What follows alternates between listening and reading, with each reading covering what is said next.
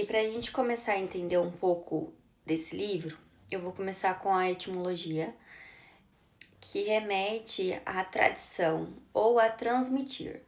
Daí a gente pode colocar como se fosse um transmitir de conhecimento, onde eles pegaram essas leis herméticas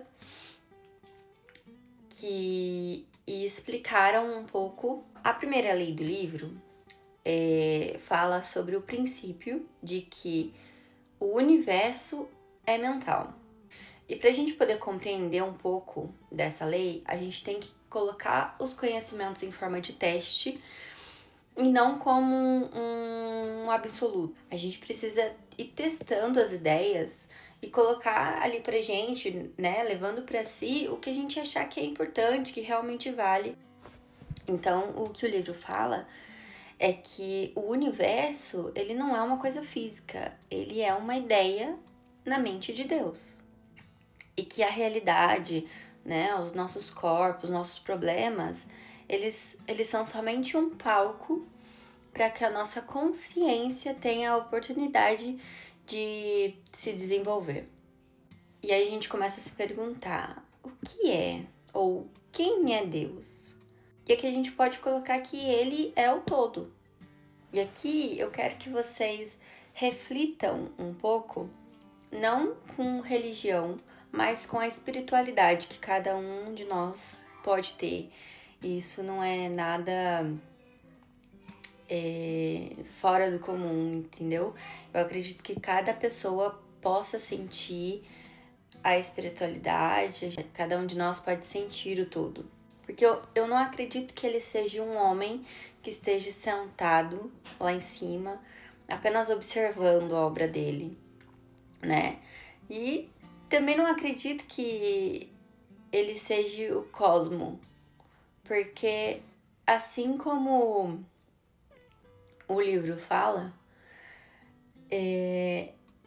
não tem como a gente colocar ele como cosmo, como universo, porque o todo, ele é uno, e ele não pode ter partes, porque se ele tivesse partes, ele não seria o todo, seria o todo mais essas partes. E o universo, ele tem partes, ele tem as galáxias, tem as estrelas. Então, se o todo inteiro, ele não muda nem no tempo e nem no espaço.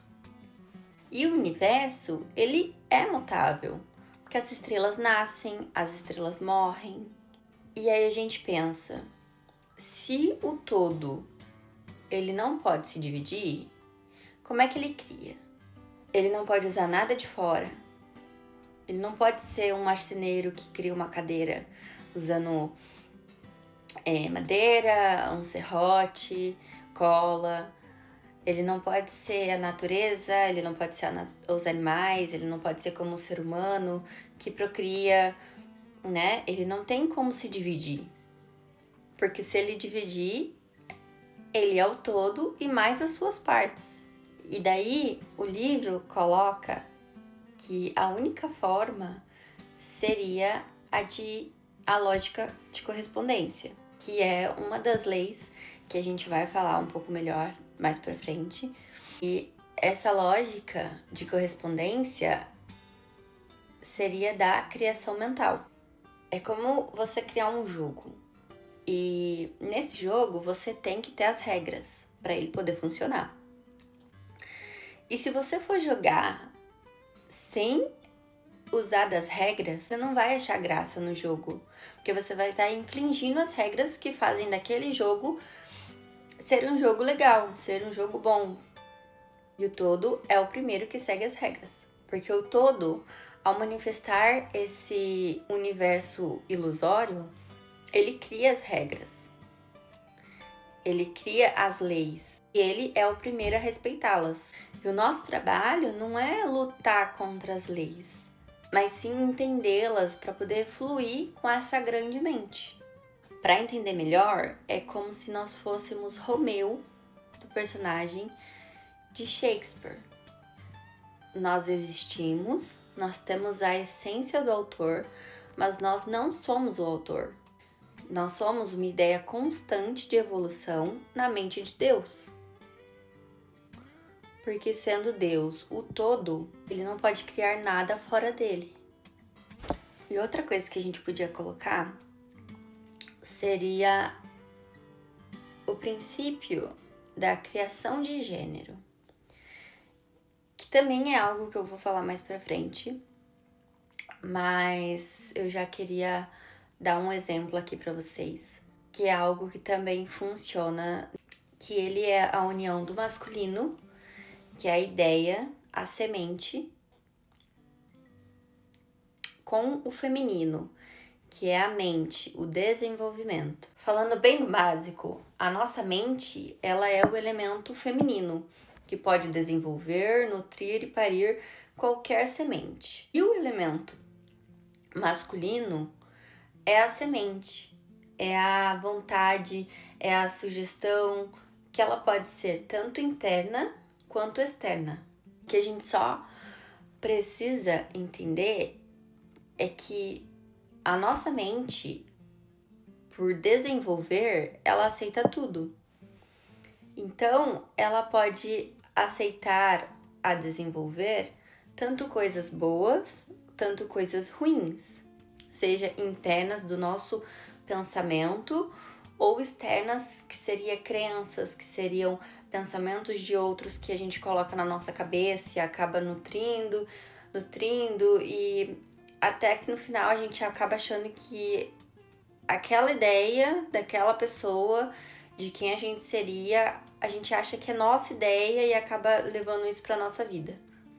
E daí, por andar tão no automático, a gente não sabe, às vezes, definir se o que a gente está nutrindo, o que a gente está desenvolvendo é algo ruim, é um medo, uma crença, ou se é algo bom, alguma aspiração, algum propósito realmente que a gente tenha na nossa vida. Ela apenas aceita e desenvolve. E outro ponto que a gente pode colocar aqui também seria o princípio do ritmo cósmico e o nosso coração. Eles são um só, baseados no princípio da vibração. Esse coração cósmico, ele é o pulso do universo. E ele não para, o todo não para. Ele manifesta e recolhe em ciclos, assim como o nosso coração. E o nosso coração é o que leva essas leis do todo. O caminho certo é essa harmonia com o ritmo do todo. E quando a gente quebra uma lei, como a lei do gênero, né, criando medos, ou como a lei da vibração, caindo em alguma frequência baixa de desânimo, né, de vergonha, a gente acaba criando uma discordância. E daí é quando a gente sente aquele vazio, aquele sentimento de amargura no nosso coração.